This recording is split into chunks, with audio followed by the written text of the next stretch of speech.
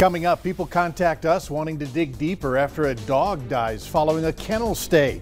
Details on a hit and run in Fargo and what we know about this guy who took off. And we'll have the latest on the smoky conditions throughout the Red River Valley. Valley News Live at 6 is next. This is Valley News Live at 6. Always know that it's a chance that it can happen to your dog. Don't just trust anybody with your fur babies. An investigation is underway after a man claims a dog kennel's maltreatment led to his dog's death.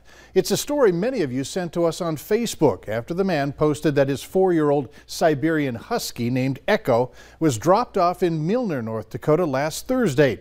When he picked the dog up on Sunday, he says it was in dire straits and died less than 2 hours later. Valley News Team's crime and safety reporter Bailey Hurley spoke to the heartbroken man along with investigators.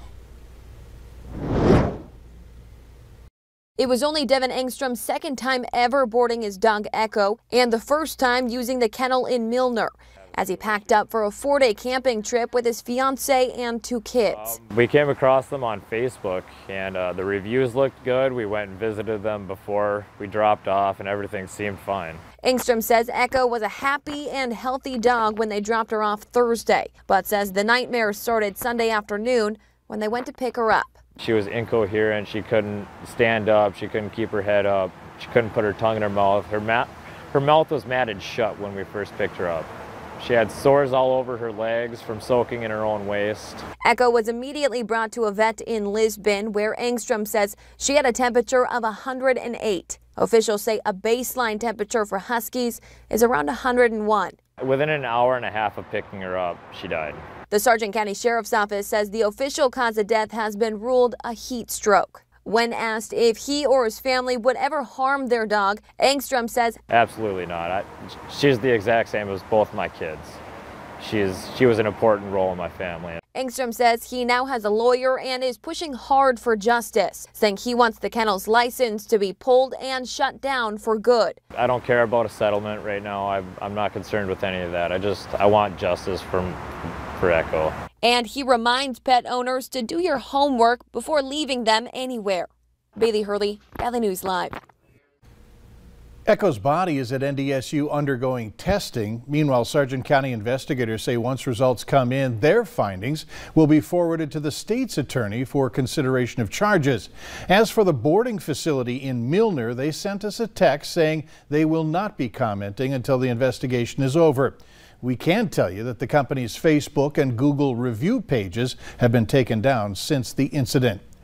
And if you need help uncovering fraud in your community, call our whistleblower hotline at 701-237-6576 and leave your tip. A member of our investigative team will get on the case. Many of you have reached out saying that you're struggling with the smoke in the air, and if you are having trouble breathing, you need to get medical help right away. FEMA says if your breathing is still manageable, there are some easy steps that you can do to protect yourself from the smoke. Use an N95 respirator. Cloth, surgical, and dust masks will not help protect yourself against smoke pollution. The N95 masks have a filter that will block out those particles. You may also consider replacing the air filter inside your home, as smoke can seep into small cracks in doors, windows, and air conditioning units. Another one, if you are wanting to exercise, do it indoors. We've seen the haze from the ground, but here's a different perspective. Bill Seitzler sent us these pictures so that we could share them with you. As wildfires continue to burn, we can expect to see more smoke and haze for a while. Hutch is here now with the latest details on that. Hutch? Mike, thanks so much. Some good news to report on this first alert weather day. First and foremost, there is some improvement in the air quality, although many areas are still having some issues with unhealthy levels. We do have some scattered showers, rumbles of thunder, and that rain. Amazing how quickly it can cleanse the atmosphere of at least some of the smoke. In fact, some of it moving through the FM area now. Not a lot. These are high base clouds. A few raindrops made their way down, wetted the sidewalk outside the studios. Showers moving through the Litchfield area, south of the Valley City area. We're seeing some showers. Those extend down to the South Dakota border. Lake of the Woods sprinkles, clearing things up there. Where the showers have been all day, it is cool 70s as we take a look in northern Minnesota, while it's near 100 degrees as we look off into the central part of the Dakotas. for Pierre and for Bismarck.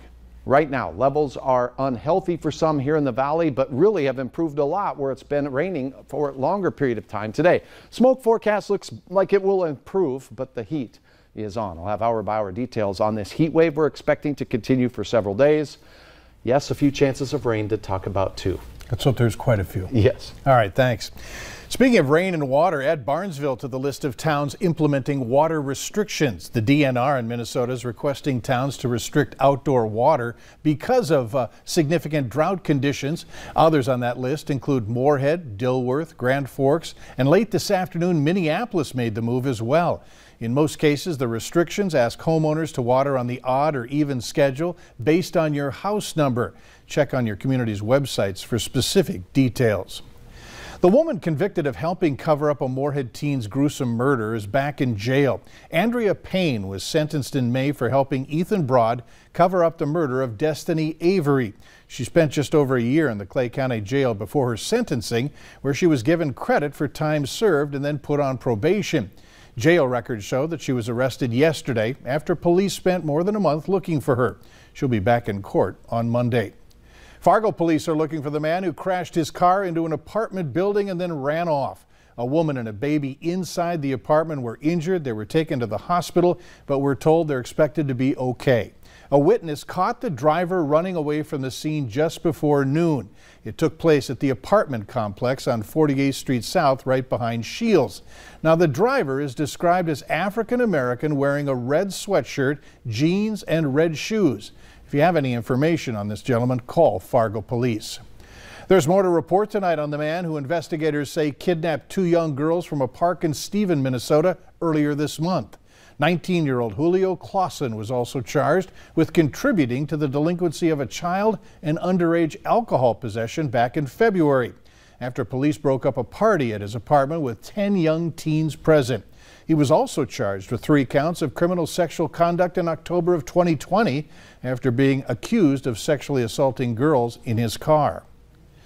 2 Fargo residents say that they feel caged in with city construction on 11th Street North in front of them and apartment construction tearing apart their alleyway behind them. They say it's gone far beyond inconvenience and they're worried for the family's safety. With no direct access to their homes, they're wondering what happens if a first responder is needed. Is this annoying? Being caged in? Absolutely. But when the safety of our families are at risk, that's another problem. Now, we spoke with city engineers today who say they understand the family's frustration and they're trying everything to speed up the projects. The families should have their access to their alleyway back by July 31st, and construction to 11th Street North is set to be completed by mid-August. Officials in the Northern Valley are asking you to stop calling 911 accidentally. Beltrami County says that there have been an explosion of 911 hang-up calls. We're told an iPhone update allows for easier emergency calls without having to unlock your phone. The sheriff's office there says it's easy to trigger a call by either dropping your phone or bumping into something while it's in your pocket. And it becomes a real problem when you don't clear things up with emergency responders. You'll get a call to make sure you're okay, and if you don't respond, they have to send an officer to find you. If you want to disable this feature, we have the instructions on our website. The Biden administration is extending non-essential travel restrictions for the U.S. northern and southern borders. The restrictions will go into effect tomorrow. They're going to last until August 21st. They're not new, since the U.S. has been limiting non-essential travel along both borders since the start of the pandemic. U.S. citizens and lawful permanent residents, as well as people traveling for medical purposes or to attend school, are exempt from the restrictions. Later on Valley News Live at 6, why you shouldn't be worried if you hear the roar of jet engines flying overhead. But next, we have a few showers passing through. They're welcome. We need the moisture, and they're cleansing the atmosphere of some smoke. Some flooding rains down in the desert southwest where the heat is on. But look at it build out to our west. A heat wave is on the way. Hour by hour details in your forecast are next.